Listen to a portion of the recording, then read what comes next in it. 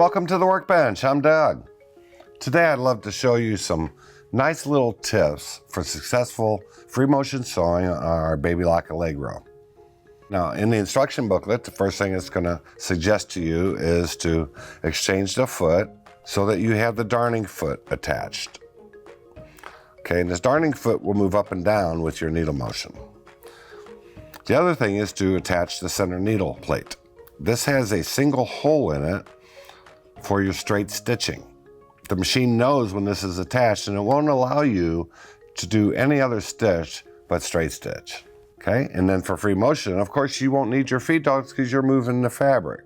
So in the back, you want to flip the feed dog drop lever to the right side of the machine. And you notice that my feed dogs dropped.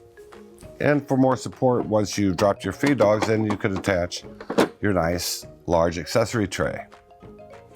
Now, if you're wanting more additional area, then you could always attach the extension table onto the machine as well. Okay, now one of the biggest tricks on free motion sewing is going to be the motion of your fabrics to match the speed of the machine. Another benefit of the Allegro is that we have a speed control switch on the front. Okay, so you can control your maximum speed with that lever, whether you're going to be using the start-stop button or whether you're going to be using the foot controller. Now, of course, we also, if you'd like, you could attach the knee lifter. Okay, so what I like to do when I get started is to pull my bobbin thread up to the top by selecting your needle up, down button. Okay, and once your thread comes up to the top, just kind of swoop it off to the side with a pair of scissors. Okay, now I'm going to start my free motion sewing here with my tension set to 4. Okay, and I'm not real experienced. I don't like to move it real quick. So I'm going to set my speed to medium. Okay, and then I'm going to use my foot control. The foot control on this machine, when you're doing free motion, you would push all the way down. And when it's pushed all the way down, that the speed will be dictated by the speed control. Okay, so let's start off at that medium speed.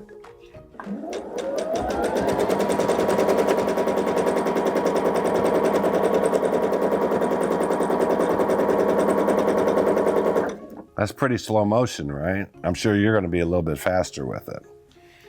Okay, but when you look at the bottom, you want to see a nice laid down dimples on the bottom like you see up on the top. If you experienced eyelashing or a little bit of a loose tension from the bottom side, then you would just increase your tension knob here. So I'm going to go up just a little bit to 5. And since I've had a little practice already, now I'm going to set my speed control all the way to maximum. Okay.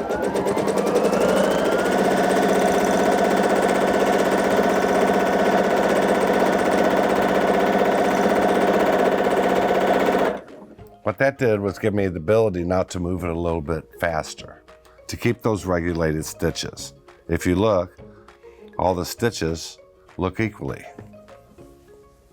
When you look at the bottom, you see nice points and you see a very good contrast here. Again, if you saw eyelashing or looping, then you would just increase your tension knob.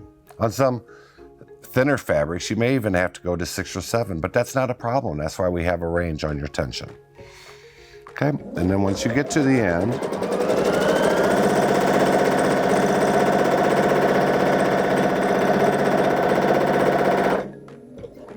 I like to do a lock stitch just by touching my needle up, needle down, and then we have a nice thread cutter here. So if you select your thread cut button, raise your presser foot, you'll be able to pull it out very nice. I hope that was helpful for you. It's a great new machine. We have a lot of spacing from the needle to the right side. Well, now that you know, get out and sew.